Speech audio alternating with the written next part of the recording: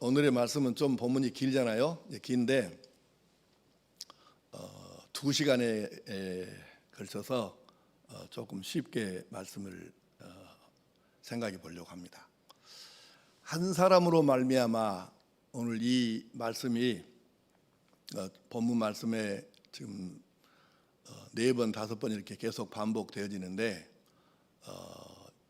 이거는 이제 먼저는 아담 한 사람 때문에라는 말도 되고, 두 번째는 예수 그리스도 때문에 이 정도는 우리가 이제 설명을 안 들어도 아는 말씀인데,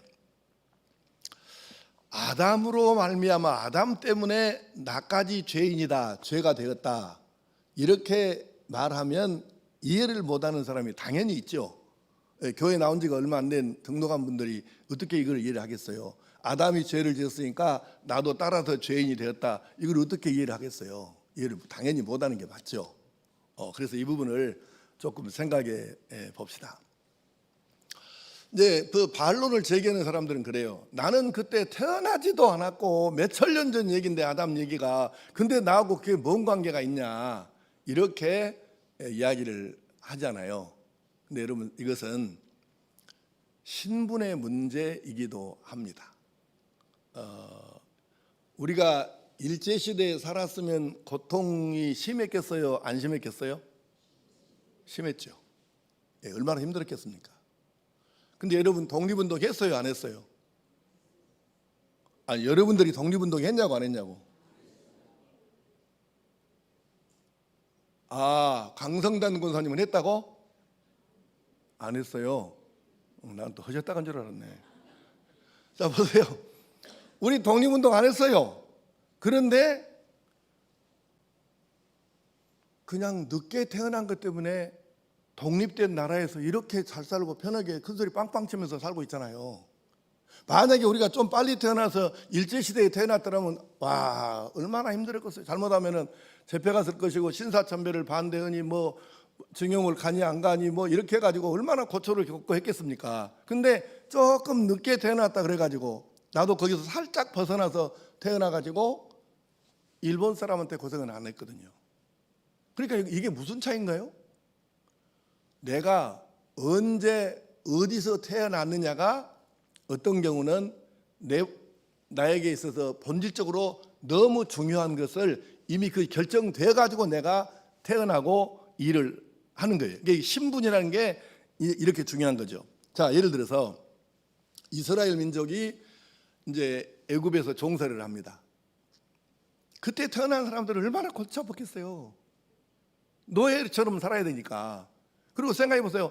아니, 자기가 사람이 자식을 낳았는데, 아니, 세상에 자기 뱃속에도 길러서 10달을 길러서 내놨는데 아들을 낳으면 자기 손으로 죽이라 하고, 딸을 낳으면 살려도 괜찮고, 그게 사는 것입니까?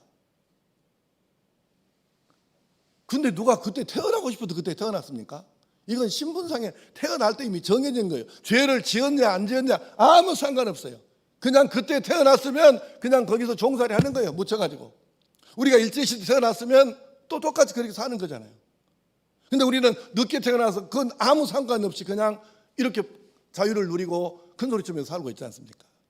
그래서 오늘날 팔레스타인과 이스라엘, 하마스와 이스라엘, 아니 무슨 뭐 자기들이 이스라엘 태어나고 싶어 태어났어요. 그래서 이거는 아담의 자손으로 태어났으면, 아담 안에 있으면 모두가 죄인이 되고 죄성을 가지고 태어나고 죄를 또 짓고, 짓기 전에 이미 우리는 죄인으로 태어났기 때문에 아담 안에서 영원한 멸망을 받을 수밖에 없는, 신분적으로 그렇게 태어난 거예요. 이해가 되실런지 모르겠네. 이해가 안 될까? 그러면 이제 좀 더 한번 진도를 좀 더 나가 봅시다. 우리가 예수 안에 있으면 구원을 받는다 그래요. 그래서 주 안에 있는 나에게 찬송하고, 그래서 바울사도 같은 경우는 자기가 쓴 로마서를 비롯해서 신약 성경의 13권에 자기가 기록한 이 성경 안에서 주 안에, 그리스도 안에, 이 말을 합하게 되면 이게 150번 넘게 사용을 하는데 그게 뭔 뜻이겠습니까? 그러니까 바울 사도는 입만 열면 주 안에, 입만 열면 그리스도 안에, 입만 열면 은혜 안에, 그 안에 있어야 된다. 안에 있어야 된다. 예수 안에 있어야 된다. 왜 그러냐고요? 내가 예수를 믿어서 예수 안에 딱 들어가 버리면 그때부터는 죄하고는 상관이 없이 살 수 있는 거예요. 아담 안에 있으면 죄의 울타리에 갇혀서 나도 그 포함되어서 내가 죄인으로 살다가 영원한 멸망에 들어갈 수밖에 없지만, 내가 여기서 빠져나와서 예수 안에 들어가면, 그 울타리 안에 들어가면 멸망하고는 상관없는 구원의 삶을 살게 되는 것입니다. 대답하는 본들이 아직도 이해가 덜 됐다는 이제 그런 표정에서 조금 더 설명을 해보면, 이제 노아의 방주가 있습니다. 노아의 방주 들어가는 사람들은 구원을 받았어요? 못 받았어요? 노아 방주 안에 들어간 사람들은 그 당시 홍수로부터 구원을 받았어요? 못 받았어요? 받았어요. 그 사람이 어떻게 살았느냐, 그동안 죄를 많이 지었느냐, 조금 덜 지었느냐, 이것은 아무 문제가 안 돼요. 이게 상관 자체가 없어요. 그리고 노아가 방주의 문을 닫기 전에 사람들에게 들어와야 된다, 이리 들어와야 된다, 들어오면 산다, 곧 홍수가 온다, 이렇게 말을 했어도 안 듣는 사람들은 어떻게 할 수? 근데 그 안 듣는 사람들 중에 죄를 많이 지은 사람이 있어도 그냥 노아의 마지막 그 이야기를 듣고는 꼭 믿는 건 아니지만 의심이 가지만 반의 반이라도 조금 혹시 또 모르니까 저 인간 말이, 노아 저놈 말이 혹시 맞을지도 몰라. 그래서 그냥 노아 방주로 들어간 사람이 있다고 가정을 해봅시다. 구원을 받아요? 못 받아요? 받죠. 방주 안에 들어가면 구원을 받는 거예요. 근데 노아보다 혹시 더 죄를 덜 지은 사람이 있었어도 노아 방주 안에 안 들어가면 구원은 못 받는 것이죠. 어떻게 받겠어요, 그거를? 그러니까 이 문제는 이게 본질적인 건데, 우리는 자격으로 구원을 받는 게 아니라는 것을 아셔야 돼요. 지금 이렇게 설교하고 있는 정우겸 목사도 구원받을 만한 자격이 있어서 받는 것이 아니고, 이것은 하나님께서 불쌍히 여겨주셔가지고 예수를 영접하기만 하면, 그 예수 안에 들어가면 그저 이 사람은 그가 누구이든 과거가 어쨌든 이거 묻지 않으시고 그냥 구원시켜 주시는 줄로 믿습니다. 그래서 우리가 예수 밖에 있으면, 아담의 자손의 울타리 그대로 있으면 이 사람은 멸망인 것이고, 예수 안에 들어가면, 그 안에만 있으면 구원을 받는 거죠. 그러니까 우리가 우리 그 연세 드신 분들 기도하실 때 보면 이렇게 하잖아요. 교회를 가리켜서 구원의 방주라고. 그 안에 들어가면 산다는 거죠. 그러니까 우리가 가만히 생각해 보면 이걸 우리가 은혜라 그래요. 내가 구원받았다, 이건 은혜죠. 왜 은혜예요? 내가 구원받았어요. 근데 그걸 은혜라고 그런다고. 왜 은혜라 그래? 이렇게 하지 말고 말로 구체적으로 해봐. 왜 은혜예요? 내가 한 게 없잖아요. 나의 구원을 위해서 내가 한 게 없지 않습니까? 내가. 아니 여러분, 헌금만 했다고 구원을 받습니까? 주일 잘 지켰다고 구원을 받습니까? 선행 어디 봉사했다고 그 구원하고 아무 상관이 없는 거잖아요. 아무 상관이 없는데 나를 구원시켜 주었어요. 그러니까 이것은 은혜예요. 거저받는 선물이라고 말입니다. 그래서 우리가 이것을 이렇게 표현하는 것입니다. 이건 은혜다. 이거는 은혜라는 말에는 두 가지가 포함되어 있어요. 하나는 내 힘으로는 죽었다 깨나도 10번 죽고 그럴 수도 없지만 100번 죽고 1000번을 죽은다고 해도 나는 내 힘으로는 구원받을 수가 없다.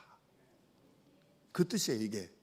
두 번째 뜻은 이 구원은 내가 아무것도 구원을 위해서 한 것이 없음에도 불구하고 하나님께서 구원을 시켜주셨으니까 이것이 바로 은혜다. 하나님의 은혜다. 그러면 이 은혜라는 말이 참 쉽기는 한데 잘 생각해 보십시오.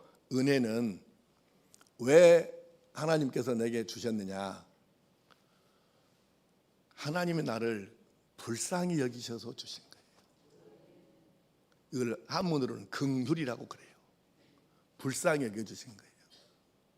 우리가 잘나서 구원시켜 주신 것이 아니고 세상에 하나님의 자식인데 이게 도대체 죄 때문에 지옥으로 떨어져서 영원한 불구덩이에서 영원한 고통을 누릴 것을 하나님께서 아시니까 차마 이거를 보실 수 너무 불쌍했어. 그래서 긍휼히 여기셔서 불쌍히 여기셔서 우리가 예수 믿도록 하시고 그래서 자격이 아니라 하나님의 불쌍히 여기시는 은혜로 말미암아 구원을 받았어요.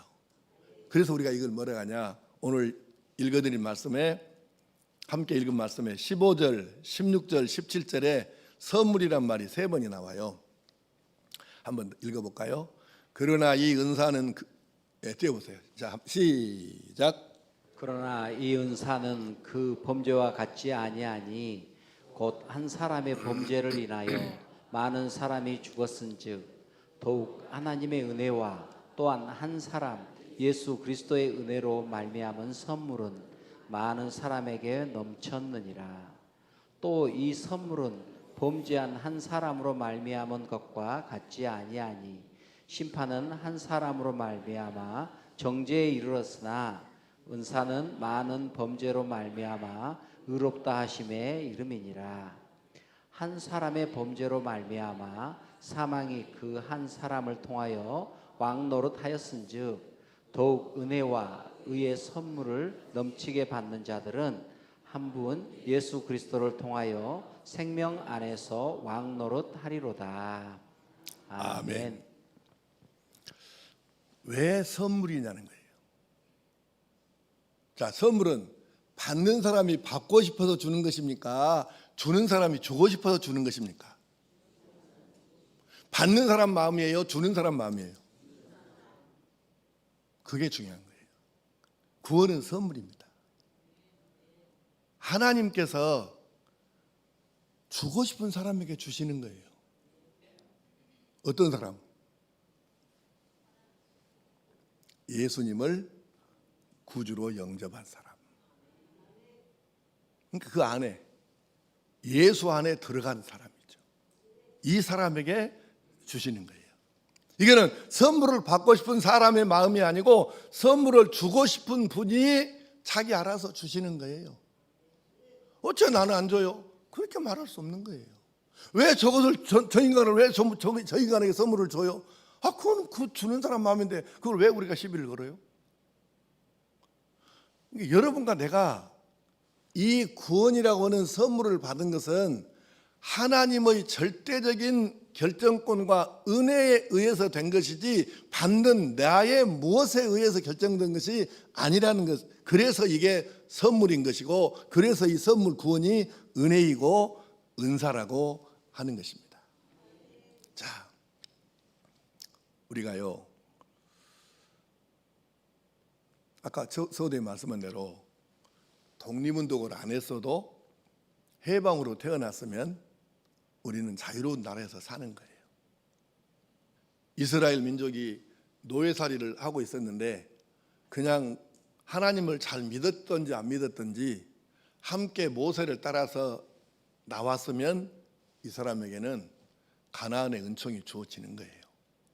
근데 이것을 우리가 자격으로는 절대로 말할 수 없는, 그래서 그러니까 이거는 자격의 문제가 아니고 선물을 주시는, 구원을 주시는 하나님의 절대적인 의지에 의해서 되어지는 것이기 때문에 우리가 예수 믿으면 뭐가 변한다? 신분이 변하는 거예요. 아담의 자손에서 마귀의 영향을 받고 마귀의 지배를 받는 데에서 벗어나와 가지고 하나님의 도우심과 거둬주시는 은혜를 입는 그래서 하나님을 아버지라고 볼 수 있는 신분으로 우리가 바뀌어지는 것입니다. 그렇기 때문에 우리는 이것을 생각해야 합니다. 이것은 선물을 주시는 분의 마음이에요. 선물을 주시는 하나님께서 얼마나 우리를 사랑하셨으면 당신의 아들을 내 대신 십자가에 못 박으실 만큼, 얼마나 나를 사랑하셨으면 나를 그렇게 구원이라고 하는 선물을 주셔가지고 하늘나라에 가게 하실 만큼 나를 사랑하셨을까? 이거는 사랑의 문제예요. 하나님이 이렇게, 하나님이 세상을 이처럼 사랑하사 이처럼 아들을 주실 만큼, 내게 구원을 선물로 주실 만큼 그렇게 나를 사랑하시기 때문에 내가 구원을 받아서 하나님을 아버지라고 부르도록 신분이 바꿔지고 하늘나라를 예약해서 그 나라를 바라보면서 지금 살아가고 있는 것입니다. 이게 은혜가 아니면, 이게 선물이 아니면 뭐가 은혜고 뭐가 선물이겠습니까? 그러니까 이 본질을 생각한다면, 이 본질적인 은혜를 생각한다면 우리는 모두가 평생토록 그냥 감사하고 찬송하고 이렇게만 하고 살아도 우리가 이 은혜를 다 못 갚죠. 만입이 있어도 어떻게 그 은혜를 다 감사하고 찬송하고 살겠어요? 내가 입이 10,000개가 있어도 하나님 주신 은혜는 다 감사 찬송할 수가 없는 거죠.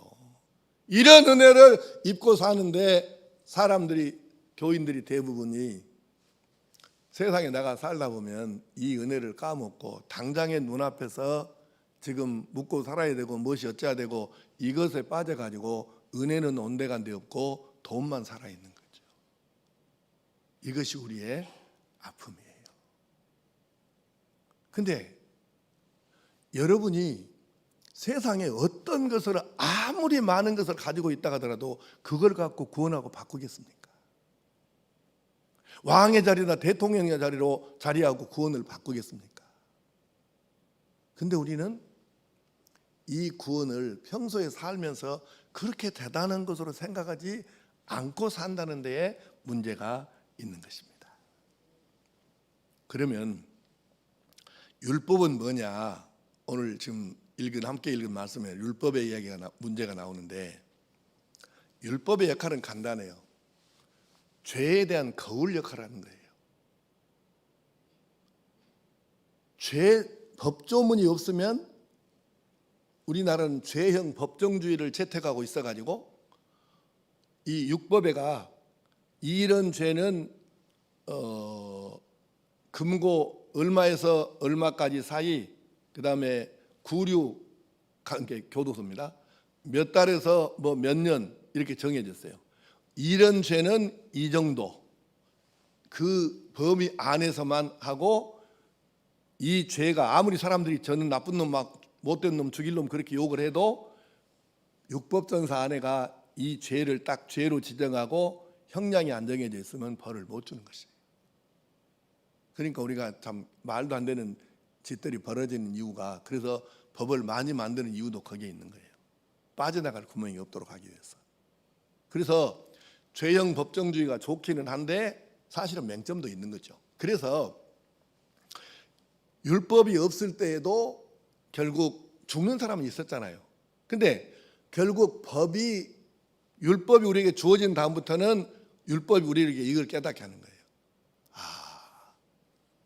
내가 살아온 날들을 돌아보니까 세상 율법에다가 내 살아온 걸 갖다가 딱 이렇게 하나씩 대보니까, 율법하고 내 사는 걸 대보니까, 와, 세상에 내가 이렇게 문제가 많구나, 이렇게 죄가 많구나, 이렇게 내가 불가능한 사람이구나, 이렇게 내가 내 힘 갖고는 죽었다 깨어나도 구원을 받을 수 없는 사람이구나, 이런 것을 율법을 통해서 절절하게, 내 죄가 어떤 것인지를 거울 같은 거예요.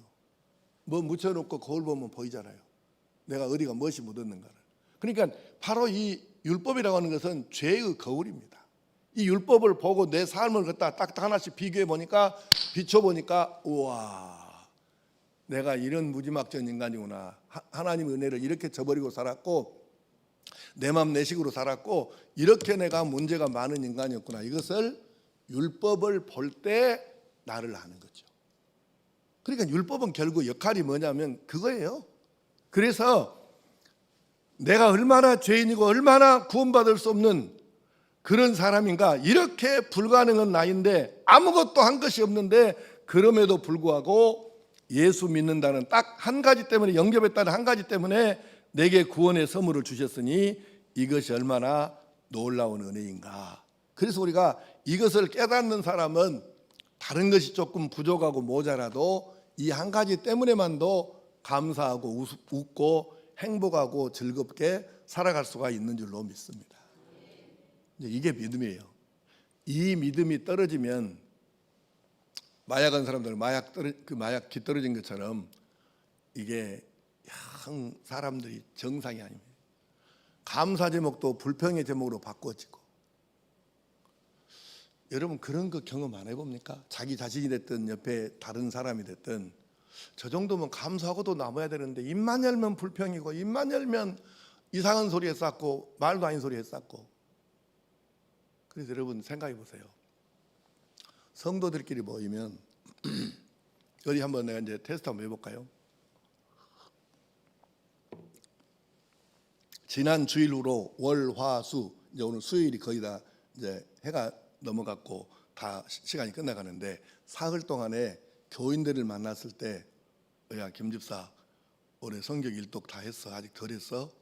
또는 금년에 주일 성수 그 주일을 몇 번이나 빠져봤어? 어떻게 이런 식으로 서로 신앙에 대해서 격려하고 이렇게 나는 올해 결석을 아무리 안 하려고 해도 벌써 2번이나 해버렸네. 이런 식으로 이런 신앙적인 얘기를 성도들끼리 만나서 사흘 동안에 한 번이라도 해본 적이 있다 한 사람 손 한번 들어봐. 내리세요. 사흘 동안치만 물어봤으니까 손을 안 들었다고 내가 그렇게 이제 나는 생각을 합니다. 어째 표정이 그렇게 안 좋아? 근데 성도들이 그렇게 해야 돼요. 사흘이 아니라 우리가 살아가는 날 동안에 교인들을, 성도들을 서로 만났으면 지금 올해 성경 시작해갖고 지금 얼마큼이나 읽었어? 올해 주일은 몇 번 빠지고 몇 번이나 결석 안 하고 열심히 나왔어? 등부터 시작을 해가지고 성도들끼리 서로 할 수 있는 이야기를 서로 선의의 경쟁하듯이. 올해 전도 몇 명이었어요? 이런 식으로 서로 간에 신앙적인 이야기를 서로 격려하고 이렇게 서로 간에 해야 되는데 집 몇 평짜리 샀어? 차는 어쩌고? 이런 식으로 이야기가 흘러가면 그럼 우리는 예수 믿는 사람하고 안 믿는 사람하고 차이가 어디가 있는 거예요? 감사가 없잖아요. 감사가. 이 본질적으로 나 같은 죄인 살리신 주 은혜가 얼마나 크고 높고 많고 깊고 하든지, 그래서 내가 감사하면 살아도 모자랄 판국에 서로 간에 세상적인 것 이야기하면서 거기서 그냥 쪽팔려라 가고 힘 빠지고 이러면 우리는 차라리 안 만나야지. 그런 사람들은 그리스도인이 그리스도인 아닌 사람들하고 차이가 있어야 되는데 세상 사람들이 다 똑같이 하는 그 얘기하면서 신앙적인 얘기는 하나도 없고 신앙적인 격려는 하나도 없고 세상 사람들이 하는 것 똑같은 얘기하면서 실망하고 쪽팔리고 이러면 어떻게 우리가 이게 무슨 그게 그리스도인이겠어요? 그 사람의 구원, 하나님께 받은 구원의 선물은 그 사람에게 어디가 있는 거예요? 그게 아무 태가 안 나네. 이건 아니지 않냐 그 말이에요. 여러분 우리가 진짜 이 구원의 선물을 거저 받았는데, 그러니까 선물이 그러니까 은사고 그러니까 은혜라고 하는데, 이것을 받은 사람이라면, 이것이 여기에 대한 확신이 있는 성도라면 이제 조금 기도도 좀 달라지고 이제는 우리가 이렇게 얘기해 봐야 되지 않겠어요? 세상에 나 같은 인간을 하나님께서 무엇 때문인지를 모르지만 이렇게 선택해 갖고 예수 영접해서 이런 놀라운 구원의 선물을 주셨으니까 이제는 나도 다른 사람이 이 구원의 선물을 받도록 나도 한번 역할을 조금 해봐야 되겠다. 이렇게 정도는 생각을 해야 철든 성도가 아니겠냐 그 말입니다. 평생의 기도 제목이 똑같아 갖고 내 아들, 내 딸, 내 손지, 내 사업, 내 식구 이것에서 머물다가 기도 끝나면 도대체 우리의 신앙의 성숙은 어디서 찾아볼 수 있는 거예요? 1년 내가 봐야 누군가의 영혼을 위해서 그렇게 해보고, 하나님은 나를 위해서 이렇게 선물을 주셨는데, 그래서 내가 내 주변에 어려운 사람들, 내 손길이 필요한 사람들, 내 사랑이 필요한 사람들에게 손 내밀고 작은 것이라도 나누고 베풀고 이럴 줄 아는 사람이 철들어서, 아니 이제 그럴 거 아니에요. 여러분 이제 요즘에는 아이들을 잘 출산을 안 하니까 설교할 때 들을 예도 별로 없어. 예전에는 기본이 보통 한 집에 애들이 5명, 7, 8명 막 이렇게 될 때는 부모들이 그래요. 부모 마음 같아서는 자식들이 다 똑같이 잘 됐으면 얼마나 좋겠습니까? 근데 그렇지 않잖아요. 이놈은 조금 더 잘 되고 이놈은 조금 덜 되고, 그러면 그때 부모 생각은 똑같아요.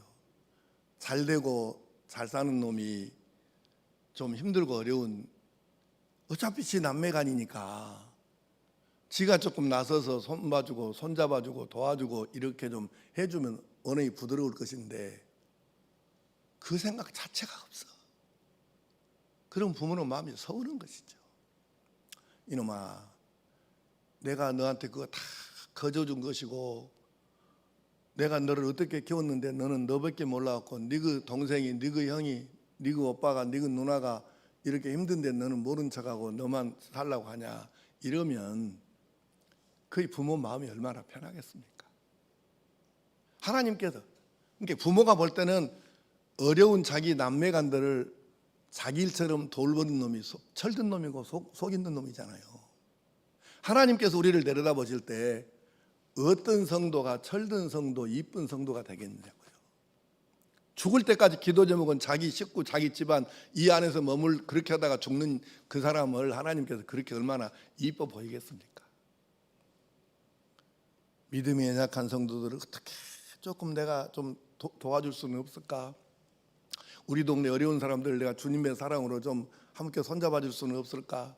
우리 믿음이 연약한 성도를 내가 좀 도움이 돼가지고 제대로 좀 키워볼 수는 없을까? 우리 뒷집에 저렇게 교회 다니는 사람이 욕만 하고 교회 다니는 게 가망이 전혀 안 보이지만 안타까워 갖고 눈물로 기도하면서 어떻게든지 그 사람 마음을 좀 얻어보려고 그렇게 길을 쓰고 애를 쓰고, 그렇게 하는 사람을 하나님께서 보시면 그 성도가 얼마나 이쁘게 보이고 철들은 성도로 보이겠습니까? 구원 못 받은 사람, 예수 영접하지 않는 사람이 내 주변에 수두룩 박자간데 1년 내 가봐야 예수 말 한마디를 못 꺼내는 그런 바보 천치 같은 인간이 얼마나 하나님 보시기에 잘 살면 못하고 많이 벌면 못하고 높이 올라가면 못해, 그게 얼마나 하나님 눈에 이쁘게 보이겠어요. 그게 철 하나도 없는 놈이지. 하나님께서 보실 때 철들게 예쁘게 사랑스럽게 보이는 성도가 어떤 성도겠냐 그 말이에요. 이런 선물을 받았는데 전혀 선물 안 받은 것처럼, 내가 잘해서 이렇게 하는 것처럼 그렇게 하고 있으면 하나님이 속 터지시죠. 이렇게 큰 선물로 사는 사람인데, 그래서 우리가 다시 한번 생각하고 결단해야 합니다. 여러분, 내가 천국 가게 되었다고 좋아만 하지 말고 제발 철 좀 들어서 이제 나도 누군가를 천국 가게 좀 도와줘 봐야 되겠다, 이렇게 결단하고 살아갈 수 있어야 하지 않겠습니까? 죽어도 전도 안 하려고 마음 독하게 묵은 사람 여럿이요. 대답을 안 하잖아요. 철 좀 듭시다. 신앙에 철이 들어야 돼. 성탄절이 며칠 안 남았는데 올해 어떤 선물을 예수님께, 성탄 감사한 거 말고 정말로 주님께서 기뻐진 선물이 무엇이겠습니까? 이거를 생각하면서 우리 좀 철 좀 들어야 됩니다. 응답하라 1988이 아니고 응답하라, 어째 웃어요? 나는 그 연속 보도 안 했어. 제목만 보고 내가 하는 말이에요. 이제 우리가 정말 하나님께로부터 받은 은혜를 깨닫는 사람이라면 우리가 하나님께 응답할 수 있어야 합니다. 신분에 맞게. 내가 이제는 신분이 예수 안에 하나님의 아들, 딸로 바뀌었으니까 거기에 맞게끔 그렇게 살아야 하지 않겠습니까? 그러므로 우리가 지금도 애타게 기다리시는 하나님의 마음을 헤아리면서, 난 솔직히 그러잖아요. 이렇게 설교하고 있는 저부터 그냥 이 예수 안에 있으니까 이 안에 들어갔다는 것 때문에 내가 구원을 받는 거지, 정우겸 목사가 무슨 놈의 행동으로 뭔가 잘한 거 있어갖고 내가 구원받습니까? 아니잖아요. 여러분도 나도 똑같아 이것이. 근데 세상에 그 엄청난 것을 어떤 것으로도 바꿀 수 없는 구원을 그저 선물로 주셨으니까, 누구 마음이라고요? 내 마음이 아니고 하나님 마음으로 이렇게 우리가 받았으니까 이제는 선물 주신 그분의 마음도 조금 헤아려 가면서 철든 성도로 살아갈 수 있기를 바랍니다. 지난주일 설교대로 무엇을 내가 하나님께 드릴까, 예수님께 올려드릴까, 성탄 선물로